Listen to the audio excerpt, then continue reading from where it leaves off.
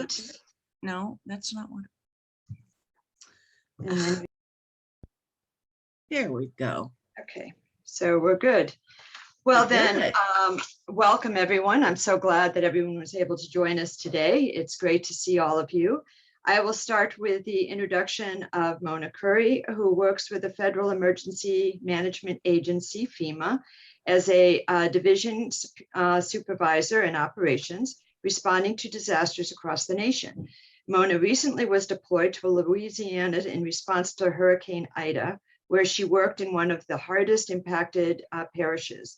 She was recently appointed by the governor of Hawaii to serve on an advisory council for the state of Hawaii emergency management. Mona also spent 28 years with the city of Los Angeles. Her last assignment was with LAPD Operations Valley Bureau. And Mona retired from the city in April of 2021 and currently lives in Los Angeles, Oahu, and Brisbane with her husband, daughter, son-in-law, grandson, and her dogs, Honey and Kevin. But I will also add into this that she worked for many years at the Department of Emergency Management and had been incredibly helpful and supportive of our disaster preparedness team for the Encino community. So welcome, Mona. So wonderful to have you here today. Well, thank you, Sue. I really appreciate the opportunity to talk with you guys and share some experiences that I've had.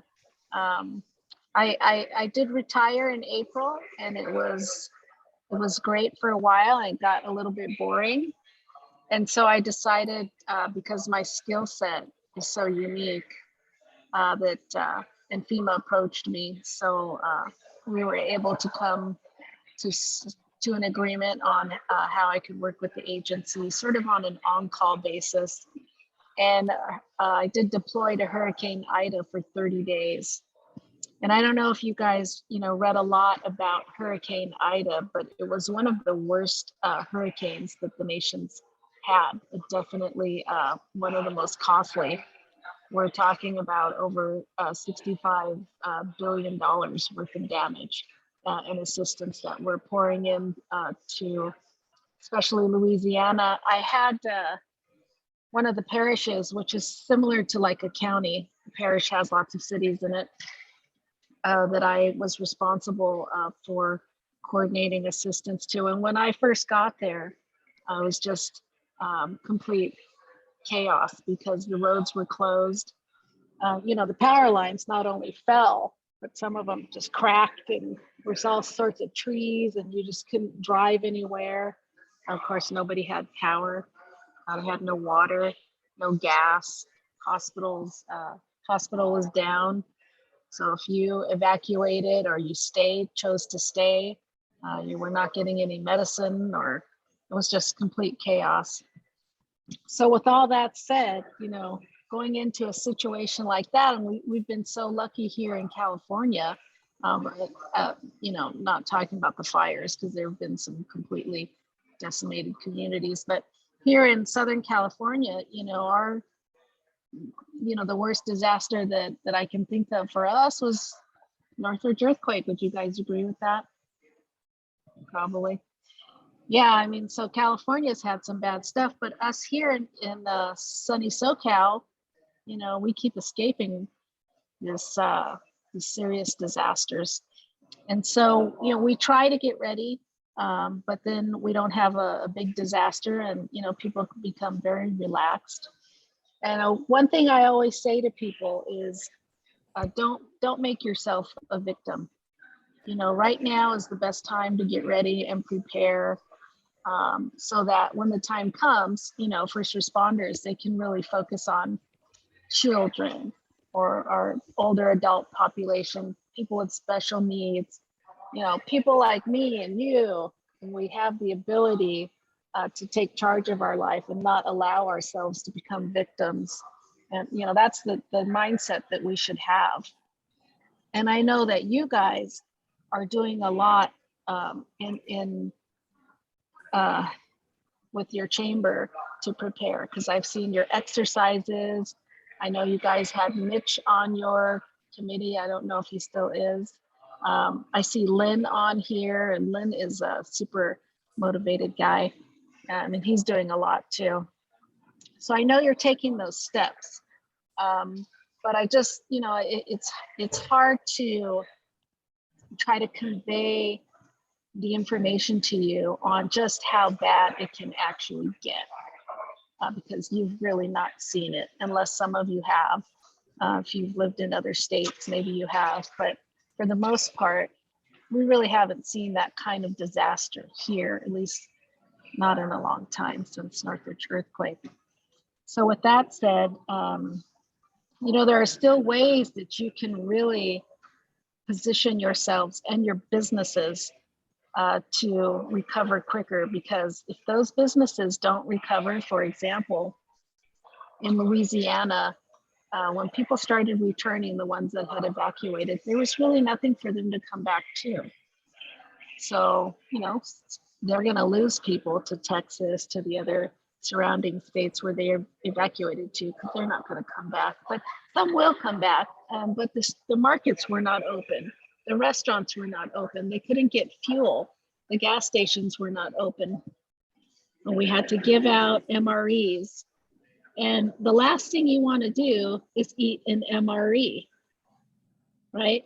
I don't know if any of you have ever tried them, but you don't want to be in that position. And you really don't have to be in that position, right? Because you can get ready now so that you're not finding yourself eating MREs. Why would why would anyone leave themselves so vulnerable like that? Giving out water, I understand, because, they had a boil water advisory for weeks. And that was difficult. We gave ice and tarps. And, to make it worse, once the roofs blew off or the roofs had holes in them, then it started to rain. And then that just makes everybody even more crazy, because they know what didn't get damaged is really now going to get damaged. So it's just disaster after disaster after disaster with the continued rains and the humidity. Over 30 people died so far, just in Louisiana alone. I don't know the total number that Hurricane Ida, the deaths that have been attributed to Hurricane Ida yet, but just in Louisiana alone, and I think you guys heard about the alligator. Oh, I don't think we heard about I didn't hear about the alligator. Yeah, a man was eaten by an alligator. So what happened was the bayous, yeah. you heard about that? Yeah, it's crazy, right? Like, oh my God, an alligator. But I guess it came up behind him. I don't know, but the bayous, they got so, high that rain that we don't get here. And the freeway's kind of built right in the middle of it. So the water's so high, the alligators just start crawling on the freeway. And as I'm driving, I've seen like alligator roadkill and other alligators, like, no alligators, we don't have that here. So anyway, it was just a completely interesting situation, very sad. A lot of people were desperate as days went by, and they were sad because some people had lost everything, and some people, of course, were prepared. They had generators, they had equipment to help clear their own homes, get the trees off of, chainsaws, get the trees off their roofs. They start working right away. This was not their first rodeo. Louisiana has had hurricane after hurricane after hurricane. The thing that was different about this is that the winds were so strong, but the levees held. So they didn't get the flooding like in Hurricane Katrina. So it was a different type of disaster, but still very costly. And it hit them in different ways. But once the power goes back on, the community begins to come back to life. It's like a trickle-down effect. It's all centered around power. Power is very important. So even for us too, with climate change and, we're seeing this is October, and it's kind of hot here where it really shouldn't be, right? We should kind of be getting our sweaters out and our boots out and getting ready for cold weather, but we're still not, because it's really kind of hot. So we don't really know what the future is going to look like in those terms. So, the more supplies that you can gather, the more planning that you can do around your own home and around your businesses to bring them back quicker, so that people can continue to take advantage of your services and so that your business can survive. I mean, that's like the thing that you guys really should be focusing on. So just a show of hands, if you guys, you're involved in a business, you own your own business, you're part of a business, just raise your hand if you guys know you have a business plan, emergency plan, business emergency plan. Who's got that business emergency plan? Okay, so some of you are awesome, and some of you really need to, sit down and figure out, in our case, if we had a big earthquake or, whatever, we had no power, maybe our businesses were slightly destroyed, but you could still open. How could you do that? What would it take for you to continue to operate your business so that the residents around you, whatever your business is, so that the residents around you can continue to use your services? What does it take for you to do that? Now, the RTA, which is I think it stands for Regional Transit Authority of New Orleans, the director of that agency, he was really forward thinking. He had arranged a contract with the Hyatt to house his workers, because he knew that if some of them stayed and some of them had to stay, most of them did evacuate, but a small group of the management stayed. And I think he's going to rethink that too, but nevertheless, they stayed. And he had arranged a contract with the Hyatt, an MOU, to house his people so that he could continue to try to get his buses and his transportation back online quicker, because, the transportation is huge. And they also ended up using his buses as cooling shelters because it was so hot and no one had electricity. People were getting sick, dropping. So they used the buses as cooling shelters. So he had a plan. And I looked at that and I admired it that he was at least, trying to plan ahead to sustain his business, for continuity purposes, and that was a good thing. But for us, in time of COVID, things are a little bit different. But whether your staff is working from home or they're actually going into the office now, guess what's around the corner that you can use as a drill? It's just around the corner. What's around the corner, guys? It's like Shakeout. So the Shakeout is Thursday. I mean, why not take the time, to use that? Let's us here in California, let's get in line and drop cover and hold on Thursday. Oh, okay. Right? So what I can do is I think I can put the website. You guys, I know you have this because the Shakeout is not new. No, it's not. No, I mean, we've been shaking out for a few years now, right? Yeah. I mean, I've done the Shakeout drill. I've conducted a few Shakeout drills myself. It's not a hard thing. You can do it in a matter of a minute. You go on and you register yourself or your business, the members, and if your folks do the Shakeout, once they register, they can even get a certificate that they participated in the Shakeout. So I put the Shakeout link in the website, but there's specific resources in this website for businesses if you want to really look at, business continuity and how you can plan a drill, on a business level. So I've kind of said a lot really fast. I wanted to open up the time to be able to have a dialogue with anyone who wants to talk to me about, how they can better prepare, what things to look for during a big disaster. Any questions you guys have, please feel free to have dialogue with me. I find that much better than you guys just listening to me talk. So anyone have any questions that they want to ask Mona? Oh, I have a question. Yes. Hi, Mona. How are you?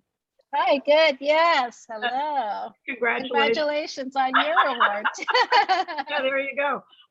Mona, could you walk the group through what happens and when FEMA steps in? For example, if there's an earthquake tomorrow, what is the sequence of events from I wake up, my house is in shambles, am I dealing with the city? Am I dealing with the state? When do I deal with FEMA? Could you talk a little bit about that sequence? Yeah, I can tell you that an earthquake, so let's just say that the disaster was an earthquake.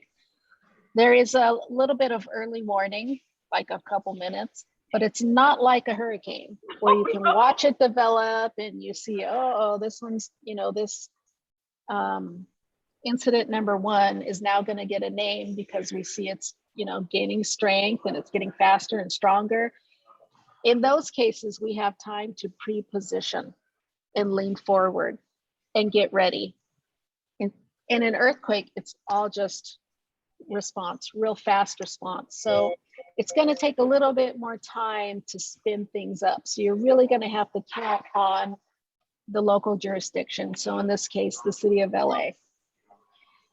And guess what? As we remembered in Northridge Earthquake, some of those fire stations got damaged and the rigs were stuck in the fire stations. Yes. Remember that? Yep.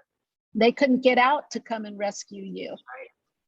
Not to mention, there's just simply not enough to rescue each and every person. So while you guys, I'm talking about me too, because I still have a house in LA, we got to start, responding for ourselves, trying to get ourselves out of that rubble, maybe doing assessments on our own homes, checking in on our neighbors, especially the ones who we know need help because they're older, they maybe not hear so great, maybe not, have vision impairments, whatever the case. Go check on them, check on the neighbors with kids. So we're doing all that for ourselves. The city's trying to ramp up. The city's trying to assess what just happened and how big is the damage. So the city starts doing windshield surveys, driving through the neighborhoods, of course, if they can get through, not necessarily to help, but just to take visual assessments. They're going to radio that back to the EOC. The EOC itself is going to take a little bit of time to ramp up.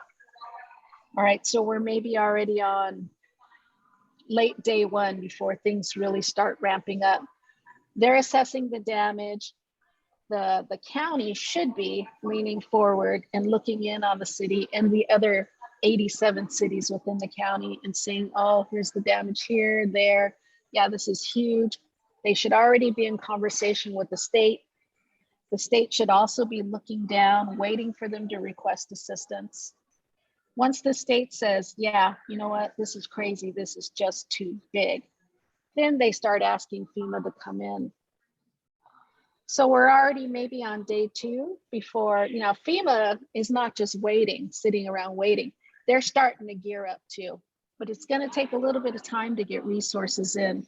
So in the case of Ida, we have these satellite trucks because there was no electricity. So we bring in the generators, of course. And the first things that we're going to start powering up are hospitals.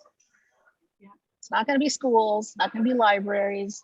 It's not going to be grocery stores because hospital is number one. Medical is number one. We're going to try to get the medical folks back online. And then we slowly start reaching out to the others. But we also want to get the EOCs back online. And if they've lost communication, like the case of the parishes in Louisiana, we'll send out these trucks. They connect to the satellite, then a hard line from the truck into the EOC so they can have communications and internet. And we'll stay there until they can get back online. So while we're doing that, we're also going out looking at the damage and we're assessing and we're trying to figure out how we're going to prioritize our resources. Okay, because you got search and rescue going on. You have pods, points of distribution. We have to get you food. We have to get you water. We're triaging for medical. I mean, there's all these different things going on, a lot of it at the same time. And while we're getting ourselves together, because people like me who work for FEMA, we're retired. I mean, FEMA's probably made up at least 75% of retired people. Really? Yeah. And there's like 25%, these percentages may be a little off, but it's basically a big chunk of FEMA is from people like me, which is good because we're not full-time. We get requests for deployment and I see, like I just got one the other day that said for 60 days. And I thought, oh, I can't do that, but I will when I can. And so we're experienced, but we come in from all over the nation. So it takes time for us to, to get out of our houses. And we usually have to go check into Texas because they have to make sure all of our equipment is up and running and all of our security codes and everything's in place. Then we get deployed out. So it is going to take a couple days for FEMA to really get up and running. And people have to realize that there is nothing instant. And that thing about really taking care of yourself and taking care of your neighbors, that's what's going to save your life. FEMA comes in and we send out teams and you can register for assistance and you will get immediate money. In the case of Hurricane Ida, they got like $500-600 in their bank account the very next day. Wow. And then we send in the Army Corps and they'll come and they'll inspect your roofs and they'll put these blue roofs on top of your roof if the roof can be saved for free. We'll also pay for hotel vouchers. So we're doing a lot of direct housing. There's over 2,000 people from Louisiana still being housed today.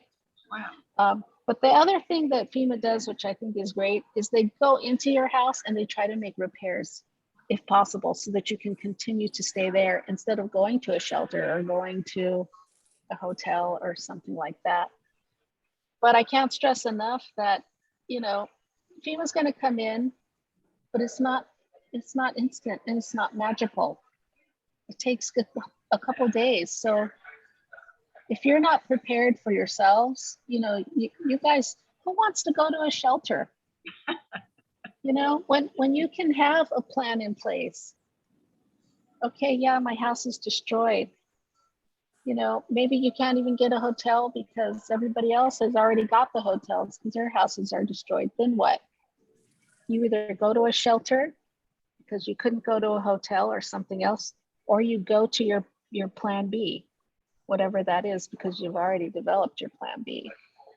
You go to your sister's house, your aunt's house. It's a little bit far, but everything's up and running. That's what you want to be able to do. You don't want to go to a shelter, trust me. No, especially now in the time of COVID. You don't Yeah. want to go to it. That should be your very last resort. Oh, no, Don't you're go there. So you're so right, Mona. I've been to the shelters. You're right. Yeah, don't go there. And also eating MREs. Oh, Hey, we don't no, have to eat MREs. no. No. Why would we want to eat that? No, you don't. But you're going to have to if you're not ready. You're It's going to true. be eating the MREs, and you don't want to do that. I would rather open a can of beans and eat that before I would eat an MRE. Who's with me there? Right? I'm there. I'll open a can and eat a can of tomatoes before I'll eat an MRE. Yeah, nope. So don't put yourself in that position. Do your best. And again, the shakeout's coming up. It's the perfect time to drop cover and hold on and spark that interest. Again, the disasters for us here are so far and few in between that we get very comfortable. Yeah. And we're like, oh, it's not going to happen here. Well, it might. Yeah, it might. So are you going to be ready? Or are you going to be the one in the shelter eating the MREs? Yeah, no, it's true, Mona. And my second question has to do with, we had someone come out, this was a neighborhood group that had a talk by, I don't want to say it was US Geologic. It was, she's a local expert here in Los Angeles on earthquakes. And she was stressing the importance of go kits and having go kits in your car and having go kits in your house so that when these things happen, that you're prepared. Well, yeah, so there's two separate things. You got your go kit. That's like a fire. It's coming fast. You got to grab your go kit and go. Like an earthquake, okay, your home might be damaged, but it might still be livable. So you got to have your supplies there that you can, sustain you while you're able to stay in your house, even if some of your utilities are out. Because if it were me, I didn't have my utilities. Well, guess what? I've got a ton of water because I've got my supplies. I got a ton of food here. Yeah. It might not be, you know, I can turn on my solar generator and at least power a small fridge. You know, I can, even though I'd rather do that than go to a shelter. So those are your supplies that you have at home. But then your Go Kit supplies, those are different. That's like a backpack, something you can take real quick because you got to run. And then you got to have those Go Kits for your pets too. So pet food, you know, I feed my dog a different type, like a new pet food, and she immediately starts acting like she's not feeling well. You know, you don't want that stress on your dog on top of the stress of, you know, this whole incident. So you have your Go Kit ready for your animals, for your children, for yourselves with extra medicine, copies of your documents or documents on USB drives, you know, change of clothes. You're not going to be able to tug along a lot of water and big heavy cans of food and all that. That might not be feasible. Yeah. But those things are good if you're at home. Where do you think that what's a good resource to go to online to get checklists for things that you should have on hand? FEMA has a checklist, you know, but it's basically, you don't have to go to you know, disaster supply stores or Target or, you know, any stores to really buy what you need in your Go Kit, because what you need is going to be different from what I need. And they're kind of like starter kits. Yeah. You know, you have to tailor all the kits to whatever your needs are. So for me, you know, I have a lot of vitamins that I take. I'm not on medication, but I'd still like to take those vitamins even if I had to leave my house. So I'll put some of those vitamins in my Go Kit. I do have documents, copies, because I don't want to get stuck without important things to me, like birth certificates, a copy of Social Security, or, you know, you don't want to lose that stuff. So you got to have a copy of it with you. But again, you know, you can buy one, but you really got to tailor it, or you can just make one from scratch. Yeah. You just get a backpack and you start filling it with things that you think you're gonna need. I mean, to me, that's the best way to do it. Yeah. Yeah, because what you're gonna get in the ones you buy are like Mylar blankets. I mean, yeah, cool. Those are blankets. You know, you can use, but I can also get my own blanket and, you know, put a thin one in there that's, you know, not too bulky, that fits with my tennis shoes and my, you know, stuff like that. I mean, do I need a crowbar? Yeah, if I'm doing search and rescue, but if I'm just evacuating from a fire, I don't need a crowbar in my backpack. No, we'll all just come and stay with you, Mona. No, don't come to my house. All I'm gonna have is a bunch of canned foods. That's all you're getting from me. But believe me, I have a lot of stuff that, you know, I feel like if something were to happen, I would be able to survive for months in my home. And I hope that you guys are the same way. I hope that if something were to happen and you were able to stay in your home, you could do it without knowing that, you know, Vaughn's is closed. They're not open. The restaurants are closed. They can't operate. They can't get food. Yeah. And their buildings are damaged. We don't know. So you know, do you have enough food to stay in your home? If not, guess where you're going? To the shelter. Anyone Any other else have, questions? yeah, any other questions? Do you have a list of things to have? Do you recommend any emergency kit to purchase or earthquake kit to purchase? If yes, which ones? Well, there's a few out there. Let's see if I can get some and list in the, here's one here. Let's see, I'll just post this in the chat. Again, you're doing, you know, whatever you get ready for yourself, it has to be tailored. Ready.gov/kit. So you look at these items and decide if, you know, these are exactly the things for you. You're going to want to have a little bit of food in there. You're going to want to have you know, water bottle or two, because this is a go kit and you're carrying it, you know. Now, if you can go in your car, if you can evacuate in your car, then you can put more stuff in your trunk. But if you're on foot, you just got your backpack. You know, you want to have a little radio, you know, hopefully it's crank or solar. They have those now. A little bit of first aid stuff.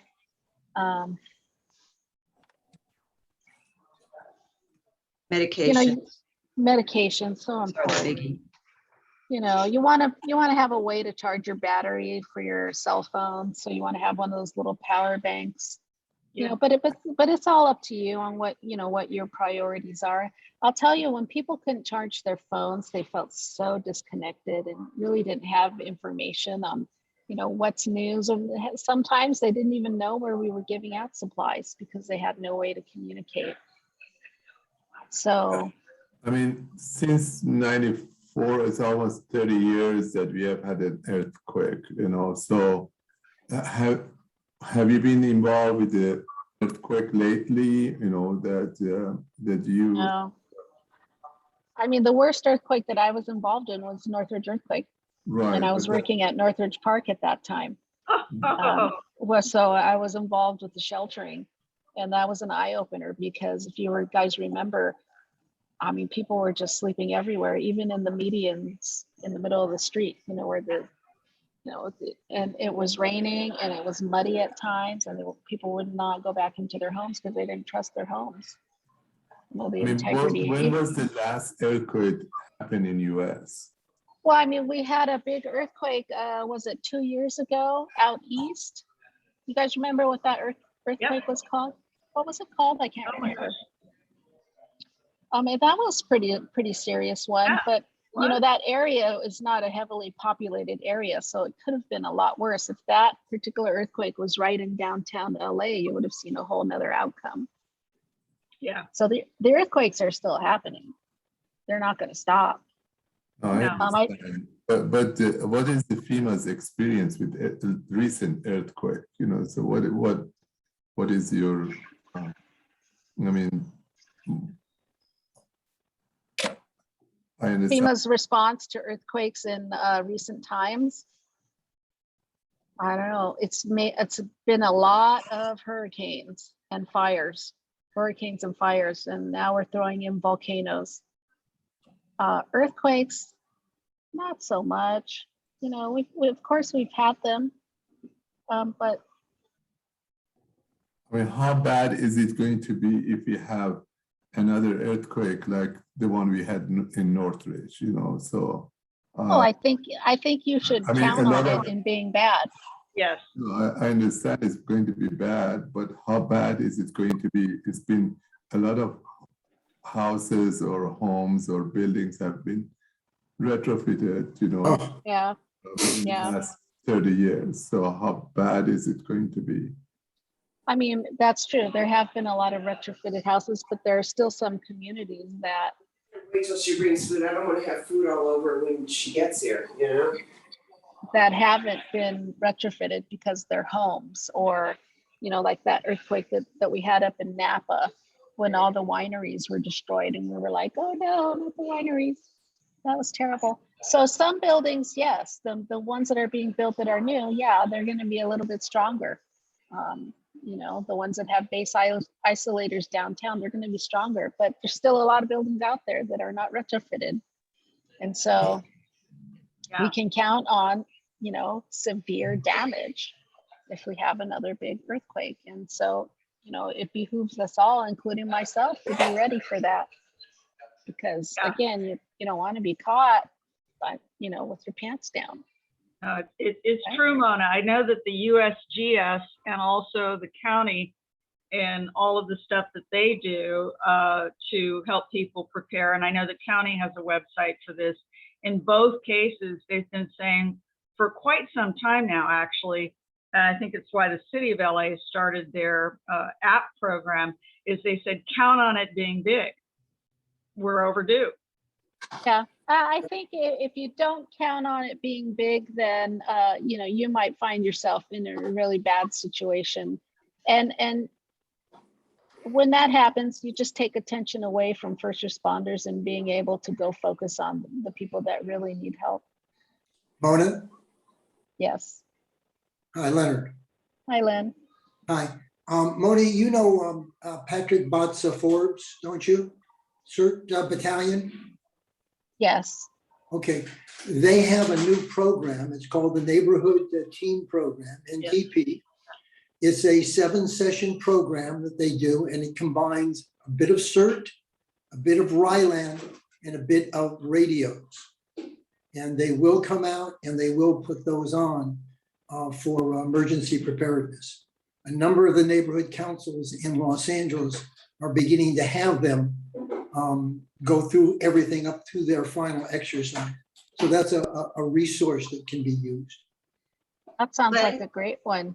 It That is. should be in the chat, the link to be able to sign up for that. But yeah, well, I'm eating lunch and everything at the same time. So anybody knows how to contact me at the Tarzana Neighborhood Council, and I can get them the information. Yeah. Are there any folks out there that are still not CERT trained? Has everybody got CERT training? Nod your heads. Yeah? All right. So if you haven't had that CERT training, Alex, I see Desiree, I'm not sure if you've had it, but if you haven't had CERT training, you know, that's a free training. Now, granted, it's over multiple weeks, but it's worth it. It's free. And once you take CERT training, you do feel a lot more empowered in being able to save yourself and understanding how to save other people. And then there are other groups that you can really, you know, join in on, like communication groups, ham radio operators. Are there any ham radio operators out there? Raise your hand. Who's your ham radio operators? 3 ham radio operators?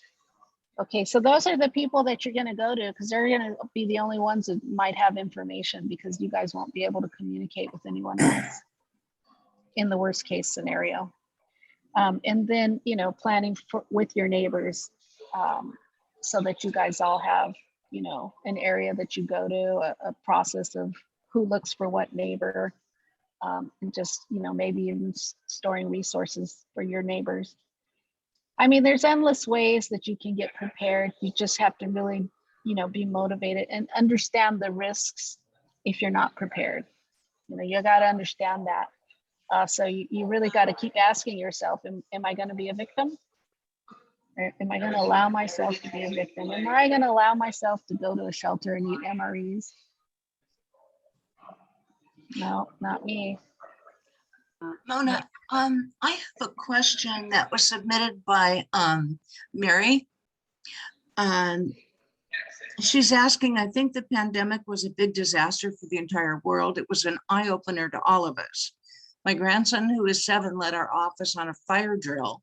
We did not have a plan previously on evacuation. His school prompted him to do this as they have drills here. Can you please run through the steps we should have in place to make sure they didn't miss anything? Make sure, are we talking about, Mary, are we talking about in terms of fire drills in particular?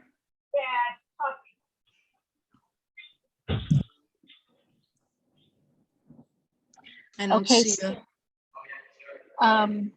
oh, Fire and earthquake.